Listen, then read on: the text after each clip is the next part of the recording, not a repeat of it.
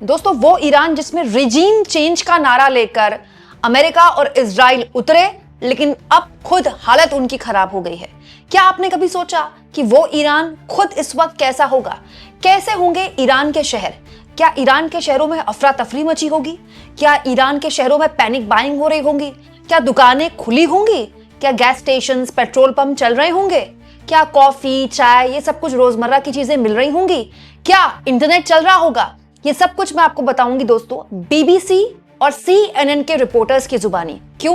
क्योंकि हमारे देश में तो नेशनल मीडिया क्या कवरेज कर रहा है युद्ध के नाम पर, आपको पता ही है, उसके बारे में क्या ही बात करें। दोस्तों दिक्कत क्या है कि ईरान में फिर भी विदेशी रिपोर्टर्स को वीजाज मिल रहे हैं जो कि ईरान के युद्ध को कवर कर सकते हैं, लेकिन इजराइल से बिल्कुल ही खबर नहीं आ रही है। लेकिन दोस्तों जितनी भी खबर दबा ली जाए, तबाही तो इजराइल में भी मची है। लेकिन ईरान से एक बिल्कुल अलग तरह की तस्वीर CNN के सीनियर इंटरनेशनल करेस्पॉन्डेंट और एंकर फेडरिक प्लेटिगिन ने शेयर की है। दोस्तों फेडरिक प्लेटिगिन, CNN की तरफ से ईरान में उनको वीजा मिला ईरान में युद्ध कवर करने के लिए।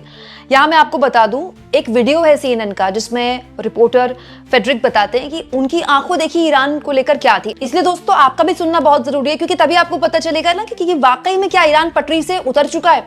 दोस्तों वीडियो में आपको नहीं दिखा सकती, आप जानते हैं कॉपीराइट का इशू होता है, लेकिन रिपोर्टर फ्रेडरिक प्लेटिगिन द्वारा जो बताया गया है CNN में, उन्होंने बताया कि ईरान ने उन्हें वीजा दिया और जहां से उन्होंने अपनी यात्रा शुरू की, वहां से सड़क से उन्होंने यात्रा शुरू की, बहुत सारे चेक पॉइंट से होकर उनको होके गुजरना पड़ा और तेहरान वो जा रहे थे। तेहरान वो मतलब आप समझ लीजिए केंद्र बिंदु, जहां पर इजराइल और US के जो मिसाइल हैं वो जबरदस्त तरीके से बरस रहे हैं, जबरदस्त तरीके से वहां पर नुकसान पहुंचा रहे हैं, वो वहीं जा रहे थे। इस वक्त US और इजराइल की तबाही का जो एपी सेंटर है तेहरान, वहां जा रहे थे। तो मतलब एक लंबा सड़क का रूट उन्होंने तय किया, जिसमें वो बताते हैं कि उन्हें कई चेक पॉइंट्स से होकर गुजरना पड़ा जो नॉर्मली इतने नहीं होते हैं। इसके अलावा उन्होंने ये भी बताया कि जगह जगह उनको कुछ जगहों में ब्लैक स्मोक देखने को मिला, मतलब काला धुआं देखने को मिला, डिस्ट्रॉयड बिल्डिंग्स देखने को मिली, मतलब बिल्डिंग्स जो पूरी तरह से नेस्तनाबूद कर दी गई हैं। लेकिन ये जो बात आगे बताते हैं CNN के रिपोर्टर, वो और हैरान करने वाला है। वो कहते हैं कि इन सब के बावजूद भी उनको जिंदगी पटरी पर दिखाई दी। उनको दिखा कि गैस स्टेशन आराम से चल रहे हैं। देखिए उन्होंने एक फोटो भी शेयर की है जिसमें कोई पैनिक बाइंग नहीं है, आराम से लोग गाड़ियों में गैस भरवा रहे हैं। ठीक है, कोई ऐसा नहीं कि लाइन लगी हुई है और पता नहीं गैस मिलेगी नहीं मिलेगी, ऐसा कुछ भी नहीं है। दूसरा, दुकानें खुली हुई हैं इस लेवल पर कि आपको कॉफी वगैरह भी बड़ी आसानी से मिल जाएगी। दुकानें खुली हुई हैं और उन दुकानों में जो फ्रूट्स एंड वेजिटेबल्स हैं, फल और सब्जियां हैं, वो भी ताजा हैं। मतलब आपको एक महीने का, एक हफ्ते का सामान इकट्ठा करने की जरूरत नहीं है, ऑलरेडी वहां सामान अवेलेबल है। रोज के रोज दुकानें खुल रही हैं। एक और बात जो रिपोर्टर फ्रेडरिक ने बोली दोस्तों, कि no order collapsing going on. जो ये माना जा रहा था कि सुप्रीम लीडर खामेनी साहब को जिस तरह से उनको हत्या की गई उनकी, उसके बाद पूरा ऑर्डर कोलैप्स कर जाएगा, पूरा ईरान कोलैप्स कर जाएगा, बनाना रिपब्लिक बन जाएगा, ऐसा नहीं है। ईरान वैसे ही काम कर रहा है जैसे रोजमर्रा में काम करता है। इसका मतलब ये नहीं है कि वो मिसाइलें नहीं झेल रहा है, वो झेल रहा है, वो उस तबाही को भी देख रहा है। लेकिन अगर आप तेहरान से होते हुए, छोटे छोटे शहरों से होते हुए जाएंगे, तो रिपोर्टर ने ये फील किया CNN के कि दुकानें भी खुल रही हैं, गैस स्टेशन में लोग भी जा रहे हैं, लोग सड़कों पर भी उतर रहे हैं। दोस्तों ईरान की मीडिया की तरफ से लगातार ऐसी वीडियोस आ रही हैं जहां पर लोग बड़े स्तर पर सड़कों पर उतरकर या तो सुप्रीम लीडर खामेनी साहब की मौत का शोक मना रहे हैं, या फिर जो बच्चे 160 एक स्कूल में बच्चे मार दिए गए, स्कूल जाती बच्चियों को मार दिया गया एक मिसाइल हमले में, उसका शोक मना रहे हैं। नहीं तो आप खुद सोचिए, जिस देश को पता है कि कहीं पर कोई भी मिसाइल आ सकता है, तो वो सड़क पर क्यों उतरेगा? लेकिन वो उतर रहे हैं। देखिए एक और फोटो फ्रेडरिक ने शेयर की है। ये जो पोस्टर है late supreme leader Ayatollah Khamenei साहब का, ये नॉर्दर्न ईरान का है। और दोस्तों CNN के रिपोर्टर बताते हैं कि ऐसे कई पोस्टर्स आपको राह चलते मिल जाएंगे। तो मतलब आप सोचिए कि ईरान ने रातों रात ये कर लिया या फिर ईरान इसके लिए तैयार था। हालांकि इसका मतलब ये नहीं है कि ऑल इज वेल। दोस्तों BBC के एक रिपोर्टर हैं शायन, इन्होंने देखिए एक और तस्वीर ईरान की शेयर की है कि multiple Tehran resident who have been able to connect to internet, ऐसे बहुत से तेहरान के लोग, तेहरान में रह रहे लोग जिनके पास इंटरनेट की अवेलेबिलिटी थी, पिछली रात भयानक बम्बार्डमेंट हुई है, वहां पर भयानक बॉम्ब्स गिरे हैं और अब तक ईरान की कैपिटल तेहरान का सबसे डरावनी रात थी वो। और कई लोगों ने यह भी कहा कि उन्होंने पिछली रात नर्क को जमीन पर देखा, हेल ऑन अर्थ।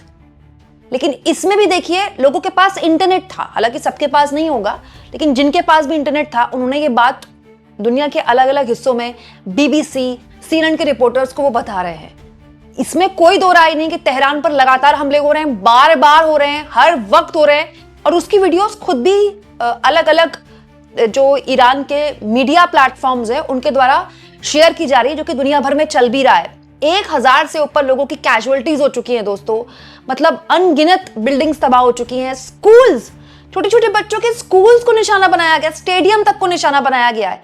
इनफैक्ट अब खबर आई है दोस्तों कि जो स्कूल को निशाना बनाया गया था, जिसमें 150 से ऊपर छोटी छोटी बच्चियां उनके मारे जाने की खबर थी, वो US द्वारा बनाया गया था। ये अब इंटरनेशनल मीडिया में छपने लगा है। उसके बावजूद भी ये देश लगातार चल रहा है, इस देश ने हार नहीं मानी है। तो इसके पीछे वजह क्या हो सकती है दोस्तों? क्या ईरान इस तरह की तैयारी कर रहा था कि ऐसा युद्ध होगा तो भी वो हार नहीं मानेगा? देखिए, युद्ध के लिए आप अपने शरीर को, अपने रिसोर्सेज को तैयार कर सकते हैं, लेकिन आप अपनी सोच को कैसे तैयार करेंगे? दोस्तों, घर के बगल में मिसाइल गिर रही होगी तो आप क्या करेंगे?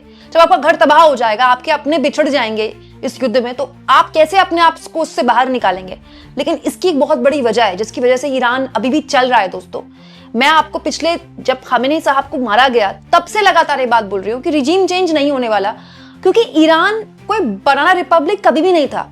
ईरान में एक सिस्टम है, और ये बात 1 साल पहले ईरान को समझ में आ गई थी कि उसके सुप्रीम लीडर को आज नहीं तो कल, कल नहीं तो परसों निशाना बनाया जाएगा। नहीं तो खामेनी साहब दोस्तों किसी बंकर में जा सकते थे ना, लेकिन वो नहीं गए। जैसे सद्दाम हुसैन को जब पकड़ा गया था, वो एक बहुत अंडरग्राउंड बंकर से निकाला गया था उनको, लेकिन खामेनी साहब तो ऐसे किसी बंकर में नहीं थे। वो कहीं छुप के भी नहीं मीटिंग कर रहे थे, अपने सहयोगियों के साथ मीटिंग कर रहे थे, जहां उनके बच्चे, उनके घर के बच्चे भी थे, राइट, उनके घर की महिलाएं भी थी, परिवार वाले भी थे। सबको पता था कि वो इस बिल्डिंग में मौजूद हैं। तो ये उनको पता था, ईरान को ये बात पता थी कि सुप्रीम लीडर को निशाना बनाया जाएगा, इसीलिए ईरान इस तरह की तैयारी लगातार कर रहा है। वहां एक सिस्टम है। नहीं तो आप सोचिए, अमेरिका और इजराइल दावा कर रहे हैं कि उन्होंने 50 से ऊपर उनकी लीडरशिप को खत्म कर दिया, जो कि कर भी दिया है, बहुत से दावे उनके सही भी हैं, फिर भी ईरान कोलैप्स नहीं कर रहा है। उसकी वजह यह है कि सिस्टम ऑलरेडी वहां पर बना हुआ है। अगर किसी एक नेता को या किसी एक पद पर बैठे मिलिट्री के अधिकारी को मारा जाता है, तो उसकी जगह कौन लेगा, उसके लिए 2-3 लोग पहले से ही तैयार हैं, और उसी सिस्टम के तहत पूरा देश चल रहा है। कोई केओस नहीं है। इसका मतलब ये नहीं है कि वो तकलीफ नहीं झेल रहे हैं। सबसे ज्यादा घाव तो ईरान को ही मिले हैं, लेकिन मुसलसल पिछले कई सालों से दोस्तों ईरान इस तरह के गतिरोध झेल रहा है, लगातार झेल रहा है, बार बार झेल रहा है। लगभग हर 4-5 साल में कोई ऐसा गतिरोध पैदा हो जाता है। पिछले साल ही आप देखिए 12 दिन युद्ध चला था, अभी तो 6 दिन हुए हैं, पिछली बार तो 12 दिन युद्ध चला था, तब भी तेहरान पर हमले हुए थे।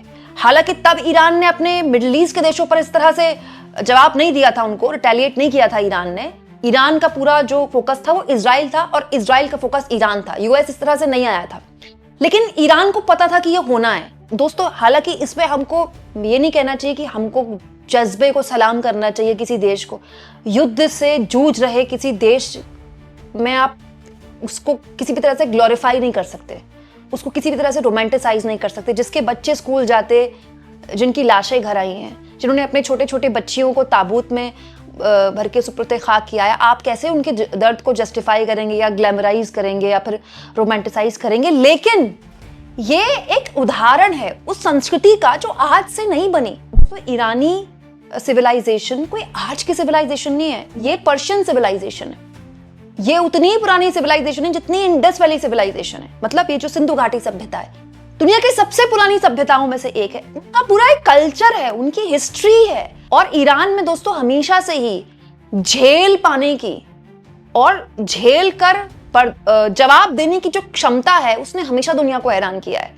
और अब जो इंटरनेशनल रिपोर्टर्स वहां जा रहे हैं, वो भी यही बता रहे हैं कि ऐसा नहीं कि नुकसान नहीं है, लेकिन कोई ये सोचे कि वो रिजीम चेंज करके बिल्कुल ही ईरान को बिल्कुल बनाना रिपब्लिक कर देगा, तो ऐसा नहीं है वहां। और ये बहुत बड़ी बात है। और इससे पता चलता है दोस्तों कि इजराइल और अमेरिका कहीं चूक गए। वो समझ नहीं पाए कि वो किसी देश पर नहीं, एक संस्कृति पर एक पूरे के पूरे एक ऐसे खित्ते पर हमला कर रहे हैं जो कुछ लोगों की भीड़ से कहीं ज्यादा है। आपको क्या लगता है? कमेंट बॉक्स पर जरूर लिखें।